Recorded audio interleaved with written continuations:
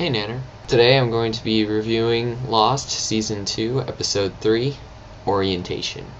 This episode starts with John flashbacks, listening to everyone's problems as they bellyache about how bad their lives are. And then he starts laughing because they really don't have that big of problems, at least not as big of problems as him. You don't figure out until later that it's because of John's dad that he has so many problems. Getting into what the story of John means, John is actually afraid. That really hits this whole episode square on the head. Is everyone is afraid in this episode. Desmond's afraid, John's afraid, Jack's afraid, and that's really the center of this entire episode, is how much fear drives people, or it's the cause of regret. Starting with John. John is afraid that he doesn't mean anything. And that's why he's searching for destiny so much. He's afraid that because his dad didn't want him in the first place, and that he doesn't mean anything, and he's looking for the one place where he fits in, where he fits right into where he's supposed to go. That's really a sort of quest that he has to go on. John wants to believe everything, or he wants to believe in the fantastic, X-Files reference. He's sort of like Mulder. Except for John isn't looking for the truth, he's looking to follow the truth. He's looking to follow where he fits in the universe, and he believes that everything is organized in a sort of fantastic fashion, even though it may not be.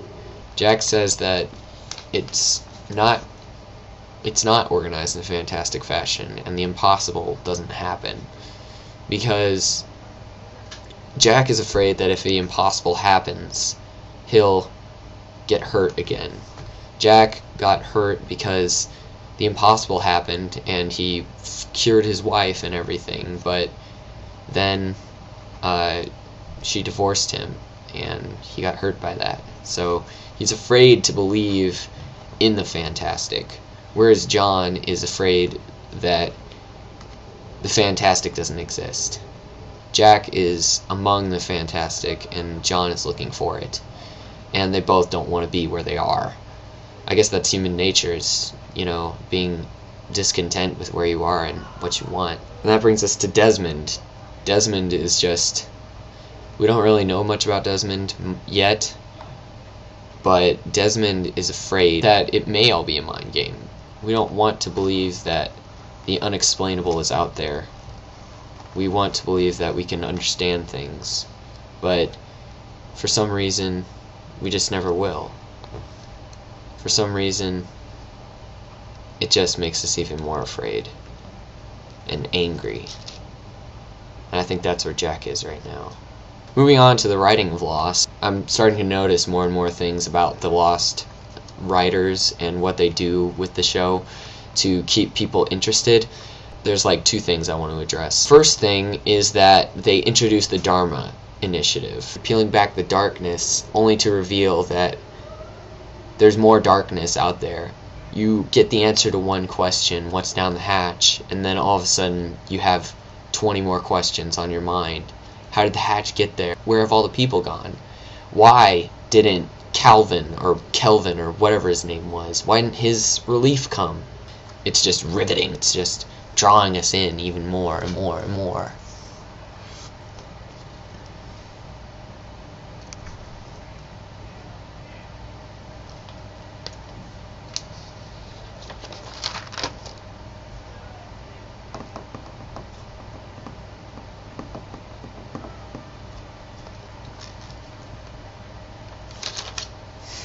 The next thing is that the second thing I want to talk about is the Lost writers always leave you in the middle of the action. They leave you with a cliffhanger right as the action's supposed to happen, and then they drop you in the middle of the action from the get-go. Or they resolve it, and then the next episode is kind of calm, and then all of a sudden some twist happens at the end of that episode. You're like, okay, everything's fine, they got it all figured out, and then all of a sudden a twist happens. Gut-wrenching, and you're like, God, I didn't even see that coming.